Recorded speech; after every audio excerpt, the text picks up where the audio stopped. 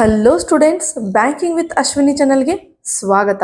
ಇವತ್ತು ನಾನು ನಿಮಗೆ ಪ್ಯಾರಾಜಂಬಲ್ ಟಾಪಿಕ್ ಅನ್ನ ಹೇಳ್ಕೊಡ್ತೀನಿ ರೀ.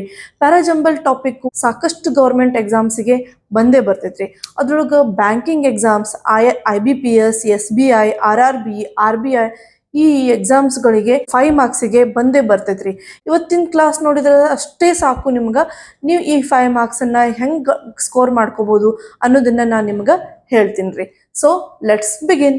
ಒಂದ್ಸತಿ ನಾನು ನಿಮಗೋಸ್ಕರ ಇದನ್ನ ಎಲ್ಲಾ ಸೆಂಟೆನ್ಸ್ ಅನ್ನ ಒಂದ್ಸತಿ ನಾನು ನಿಮಗ ಓದಿ ಹೇಳ್ತೀನಿ ರೀ. Later one night the wolf was roaming in the village again when he peeped inside the shepherd house and shepherd house and to his surprise the shepherd's family cooked lamb for their meal. ಇದರ ಅರ್ಥ, ಆಮೇಲೆ ಒಂದ್ ಯಾವ್ದೋ ರಾತ್ರಿ wolf ಆ ಕಡೆ ಈ ಕಡೆ ಸುತ್ತಾಡ್ಬೇಕಾದಾಗ ಒಬ್ಬರು ಶೀಪರ್ ಹರ್ಡ್ಸ್ ಮೇಕೆ ಕಾಯೋನ್ ಮನೆ ಹಣಿಕೆ ಹಾಕಿ ನೋಡ್ತು. ಅವಾಗ ಅವನಿಗೆ ಸರ್ಪ್ರೈಸ್ ಆಯ್ತು. ಯಾರಿಗೆ ಸರ್ಪ್ರೈಸ್ ಆಯ್ತು? ಉಲ್ಫ್ಗೆ ಸರ್ಪ್ರೈಸ್ ಆಯ್ತು. ಏನನ್ನ ನೋಡಿ? ಶಿಪರ್ ಹರ್ಡ್ಸ್ ಫ್ಯಾಮಿಲಿ ಏನ್ ಮಾಡಕತ್ತಿತ್ತು ಅಂತಂದ್ರ, ಅದು ಫ್ಯಾಮಿಲಿ ಹಂಸವನ್ನ ತಿಂದು ಅದು ಎಂಜಾಯ್ ಮಾಡ್ಲಿಕ್ಕತ್ತಿತ್ತು. Wolf laughed to himself thinking if he had done the same he had been thrown out of village. Wolf ಇದನ್ನ ಅದು ನೋಡಿ ತನ್ನನ್ನು ತಾನೇ ಯೋಚನೆ ಮಾಡ್ಕೊಂಡು ನಕ್ಕಿತು. ಏನಂತ? ಅವನೇನಾದ್ರೂ ಈ ತರ ಮಾಡಿದ್ದ ಅಂತಂದ್ರ ಊರ್ನವರು ಅವನ್ನ ಹೊರಗಡೆ ಹಾಕ್ತಿದ್ರು ಅಂತ. Next, when shepherd realised that the wolf had killed a sheep he threw stones at him making him run away from the village. ಯಾವಾಗ ಮೇಕೆ ಕಾಯವ ಶೀಪರ್ ಹರ್ಡ್ ಅವನಿಗೆ ಗೊತ್ತಾಯ್ತು ವುಲ್ಫ್ ಒಂದು ಶೀಪ್ ಅದನ್ನ, ಅವಾಗ ಅವನು ಅದಕ್ಕೆ ಕಲ್ಲೊಗೆದು ಅದನ್ನ ಊರಿಂದ ಹೊರಗೆ ಓಡಿಸಿದಾನ. Next, once he was hungry and thirsty while at the village he decided to hunt a sheep for his lunch. ಒಂದ್ಸತಿ ಅವನು ಹಸಿವು ಮತ್ತು ಬಾಯಾರಿಕೆ ಆಗಿತ್ತು, ಮತ್ತೆ ಅವನು ವಿಲೇಜ್ಗೆ ಹೋಗಿ ಹಂಟ್ ಮಾಡಿ ಯಾವ್ದಾದ್ರು ಒಂದು ಶೀಪ್ ಅನ್ನ ಆಹಾರವಾಗಿ ತಿನ್ಬೇಕು ಅಂತ ಯೋಚನೆ ಮಾಡ್ದ. Once upon a time there was a wolf who would frequently visit a village. ಒಂದಾನೊಂದು ಕಾಲದಲ್ಲಿ ಒಂದು ತೋಳ ಇತ್ತು, ಅದು ಅವಾಗವಾಗ ಒಂದು ಹಳ್ಳಿನ ಭೇಟಿ ಮಾಡ್ತಿತ್ತು. ಇವಾಗ ಒಂದ್ಸತಿ ರೀಡ್ ಔಟ್ ಮಾಡಿದಾಯ್ತು. ಈಗ ನಾನು ನಿಮಗೆ ಇದನ್ನ ಎಕ್ಸ್ಪ್ಲೇನ್ ಮಾಡ್ತೀನಿ ರೀ. ಫಸ್ಟ್ ಸೆಂಟೆನ್ಸ್ ಯಾವುದು, ಲಾಸ್ಟ್ ಸೆಂಟೆನ್ಸ್ ಯಾವುದು, ಲಿಂಕಿಂಗ್ ಯಾವ ತರ ಮಾಡ್ಕೋಬೇಕು ಅದನ್ನ ನಾನು ನಿಮಗೆ ಹೇಳ್ತೀನಿ ರೀ. ಫಸ್ಟ್ ಸೆಂಟೆನ್ಸ್ ಇದ್ರೊಳಗ ಯಾವಾಗಿದ್ರು ಇಂಟ್ರೊಡಕ್ಟರಿ ಸೆಂಟೆನ್ಸ್ ಇರ್ತೈತ್ರಿ. ಇಂಟ್ರೊಡಕ್ಟರಿ ಸೆಂಟೆನ್ಸ್ ಒಳಗ ಯಾವಾಗಿದ್ರು ನೌನ್ ಇದ್ದೇ ಇರ್ತೈತ್ರಿ. ನೌನದ ಪರಿಚಯ ಮೊದಲನೇ ಸತಿ ಒಂದು ಯಾವುದೋ ಒಂದು ನೌನ್ದ ಪರಿಚಯ ಯಾವ ಸೆಂಟೆನ್ಸ್ ಒಳಗಿರುತ್ತೋ ಅದೇ ನಿಮ್ದು ಫಸ್ಟ್ ಸೆಂಟೆನ್ಸ್. ಈಗ ನೋಡ್ರಿ, ಅದು ಮೊದಲನೇ ಸತಿನೇ ಪರಿಚಯ ಮಾಡಕತ್ತಾರ ಅನ್ನೋದನ್ನ ನಾವು ಹೆಂಗ್ ಇಟ್ಕೋಬೇಕು ಅಂದ್ರೆ, ಮೊದಲನೇ ಸತಿ ಆ ನೌನದ ಪರಿಚಯ ಮಾಡಕತ್ತಿದ್ರೆ ಅದಕ್ಕೆ ನೀವು ಇನ್ಡಿಫಿನಿಟ್ ಆರ್ಟಿಕಲ್ ಅ ಅಥವಾ ಆನ್ ಅನ್ನ ನೀವು ಯೂಸ್ ಮಾಡ್ತೀರಿ. ಈಗ ನೋಡ್ರಿ, once upon a time there was a wolf a indefinite article who would frequently visit a village. ಇದು indefinite article ಅನ್ನ ಶೋ ಮಾಡ್ತೈತ್ರಿ. ಇದು ಇಂಟ್ರೊಡಕ್ಷನ್ ಅನ್ನ ತೋರ್ಸಾಕತೈತ್ರಿ.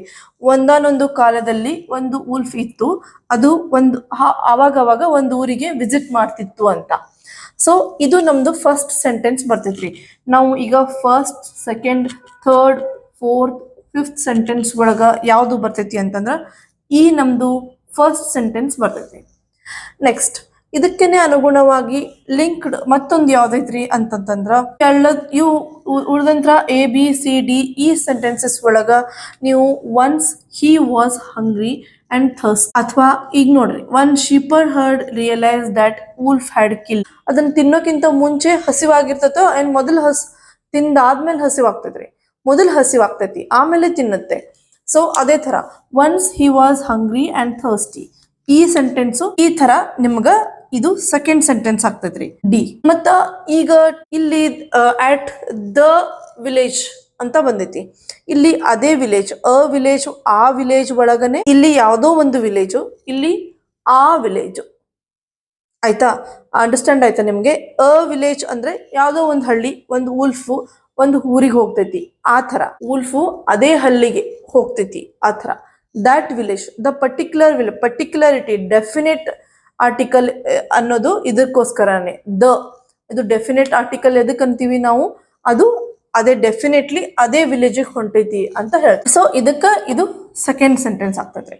ಆಮೇಲೆ ಬಂದಂತಹ ಈ ಸೆಂಟೆನ್ಸಸ್ ಒಳಗ ನಾವು ಲಕ್ಷ ಕೊಟ್ಟು ನೋಡಿದ್ವಿ ಅಂತಂತಂದ್ರ ಈಗ ಫಸ್ಟ್ 2 ಸೆಂಟೆನ್ಸ್ ಆದ್ಮೇಲೆ ಈ ABC ಸೆಂಟೆನ್ಸಸ್ ಒಳಗ ಬರುವಂತ ನೆಕ್ಸ್ಟ್ ಸೆಂಟೆನ್ಸ್ ಯಾವುದು, ಅದಕ್ಕೆ ಈ 3 ಸೆಂಟೆನ್ಸಸ್ ಒಳಗ ಯಾವ್ದು ಸೆಂಟೆನ್ಸ್ ಬರ್ತೈತಿ ಅನ್ನೋದ್ರ ಜೊತೆ ಯಾವ ಸೆಂಟೆನ್ಸ್ ಒಂದಕ್ಕೊಂದು ಲಿಂಕ್ಡ್ ಇನ್ ಅದಾವು, ಯಾವ್ದ್ರ ಜೊತೆ ಒಂದಕ್ಕೊಂದು ಲಿಂಕ್ ಐತಿ ಅನ್ನೋದನ್ನು ನಾವು ತಿಳ್ಕೊಬೇಕ್ರಿ.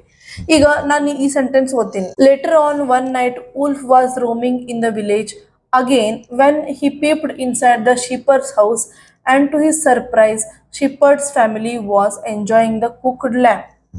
ಸೊ ಇದು ಈ ಘಟನೆ ನಡಿಬೇಕಂದ್ರ ಇವನ್ ಸರ್ಪ್ರೈಸ್ ಆಗ್ಬೇಕು ಅಂದ್ರ ಅದಕ್ಕಿಂತ ಮುಂಚೆ ಏನಾದ್ರೂ ಒಂದು ಆಗಿರ್ಬೇಕು. ಏನಾಗಿರ್ಬೇಕು ಗೆಸ್ ಮಾಡ್ರಿ. ಈ ಸೆಂಟೆನ್ಸ್ ಬಿ ಆಗಿರ್ಬೋದಾ ಅಥವಾ ಸೆಂಟೆನ್ಸ್ ಎ ಆಗಿರ್ಬೋದಾ? ಇದೊಂದು ಡೈರೆಕ್ಟ್ಲಿ ಆಗಂಗಿಲ್ರಿ. ಇದಕ್ಕಿಂತ ಮುಂಚೆ ಇನ್ನೊಂದು ಏನಾದ್ರೆ ಆಗಿರ್ಲೇಬೇಕು. The wolf laughed himself thinking of if ಇದು ಇದಕ್ಕಿಂತ ಮುಂಚೆ ಆಗಕ್ ಸಾಧ್ಯ ಇಲ್ರಿ. ಯಾಕಂದ್ರೆ ಅದನ್ನ ನೋಡಿ ಇವ ನಗಕ್ ಸಾಧ್ಯ. ಓಕೆ, ಅದಕ್ಕೋಸ್ಕರ ಈ ಸೆಂಟೆನ್ಸ್ ಇದು ಆದ್ಮೇಲೆ ಆಗಕ್ ಸಾಧ್ಯ. ಸೊ ನಾವು ಈಗ ಒಂದ ಲಿಂಕ್ ಮಾಡ್ಕೊಂತೀನಿ. ನಾನು ಎ ಆದ್ಮೇಲೆ ನಿಮಗೆ ಬಿ ಬರುತ್ತೆ. ಓಕೆ, ಎ ಆದ್ಮೇಲೆ ನಿಮಗೆ ಬಿ ಬರ್ತೈತಿ ಅಂದ್ರೆ ಆಬ್ವಿಯಸ್ಲಿ ಸಿ ಇಲ್ಲೇ ಬರ್ತೈತ್ರಿ.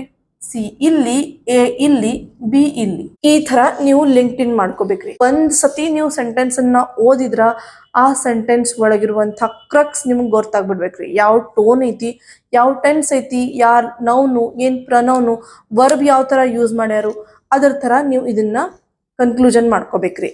ಇದು ಸ್ಟೋರಿ ಬೇಸ್ಡ್ ಪ್ಯಾರಾಜಂಬಲ್ ಐತ್ರಿ. ಇಷ್ಟು ಈಸಿ ಪ್ಯಾರಾಜಂಬಲ್ ಏನ್ ಬರಂಗಿಲ್ರಿ. ನಾನು ಇನ್ನೂ ನಿಮಗೆ ಅರ್ಥ ಆಗ್ಲಿ ಅಂತ ಸ್ಟಾರ್ಟಿಂಗ್ ನಾನು ನಿಮಗೆ ಈಸಿ ಪ್ಯಾರಾಜಂಬಲ್ ತಗೊಂಡಿನಿ. ಮೇ ಜೂನ್ ತನಕ ನಿಮಗೆ ನೋಟಿಫಿಕೇಶನ್ ಬರ್ತೈತ್ರಿ. ನಿಮ್ಗೆ ಜುಲೈ ಆಗಸ್ಟ್ ಒಳಗ ನಿಮ್ಗೆ ಎಕ್ಸಾಮ್ಸ್ ಇರ್ತೈತಿ. ನೀವು ಕರೆಕ್ಟ್ ಹಂಗ ಪ್ರಾಕ್ಟೀಸ್ ಮಾಡಿ ಅಭ್ಯಾಸ ಮಾಡಕತ್ತಿದ್ರಿ ಅಂತಂದ್ರ ಇದೇ ಒಂದೇ ಒಳಗನ ನೀವು ಎಕ್ಸಾಮ್ ಅನ್ನ ನೀವು ಕ್ರ್ಯಾಕ್ ಮಾಡ್ಬೋದ್ರಿ. ಅದೇ ರೀತಿ ಫಸ್ಟ್ ಅಟೆಂಪ್ಟ್ ಒಳಗನ ಪ್ರಿಲಿಮ್ಸ್ ಮೇನ್ಸ್ ಎಕ್ಸಾಮ್ ಪಾಸ್ ಮಾಡಿ ಬ್ಯಾಂಕರ್ ಆಗಿರೋರು ಸಾಕಷ್ಟು ಜನ ಇದಾರ್ರಿ. ನಾನು ನಿಮಗೆ ಅದಕ್ಕೆ ರಿಗಾರ್ಡಿಂಗ್ ಒಂದು ಸರ್ಪ್ರೈಸ್ ತರ್ತೀನಿ ಅಂತ ನಾನು ನಿಮಗೆ ಹೇಳಿನ್ರಿ. ನನಗೆ 100 ಸಬ್ಸ್ಕ್ರೈಬರ್ಸ್ ಮಾಡಿಸ್ರಿ ನನ್ನ ಚಾನಲ್ಗೆ.